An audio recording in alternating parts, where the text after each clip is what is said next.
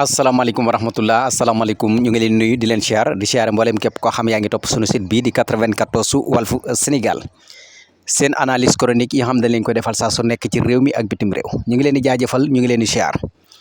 voilà Walfadjri nag sénégalais yi ci boppam ñooy laaj ndax xam nga bu ne Walfadjri rek mooy télé askan bi voilà li tax mu nekk télé askan bi nag du matériel ya fa nekk du bâtiment ba déedéet ay nit ñoo xam ne ni am nañ valeur ay nit ñoo xam ne ni askan bi dañ leen di bàyyi xel li tax ñu leen di bàyyi xel ba tax mu doon Walfadjri nekk télé askan bi mooy ay dëgg yañ fay dégg voilà dëgg yañ fay dégg ak tamit seen tëdd njaaxaanaay voilà beneen bi ci des tamit moo di ki ko fondé nga xam ni moom chaque jour lu mu metti metti lu mu tartar rek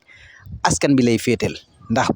bu lancé ay message rek moom Sidi Lamine Niass rek côté askan bi la koy jëmale te loolu mooy féeteem ak askan bi te loolu moo tax nag Walfadjri nekk ca kaw sénégalais yi di ko bëgg saa su nekk moo tax fii ba bitim réew fii ba ci diaspora bi fépp foo dem rek daanaka Walfadjri rek lañ gën a ëpp lu ñuy xool voilà parce que loolu ki ko fa jëmbat mooy Sidi Lamine Niass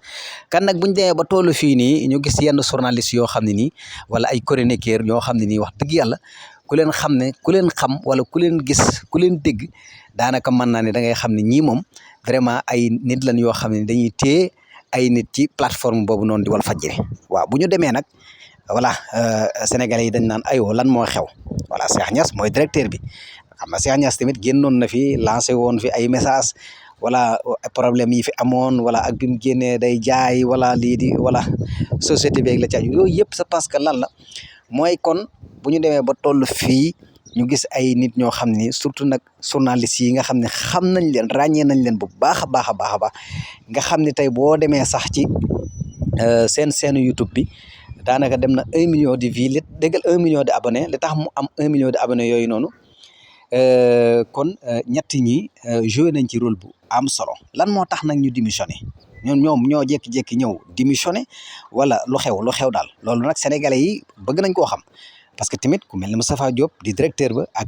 voilà ñoom war nañoo mën a leeral bu baax a baax suñ ko mënee parce que tamit Walfadjri du seen Walfadjri yéen Walfadjri Sénégal gi la sénégalais yi ñooy laaj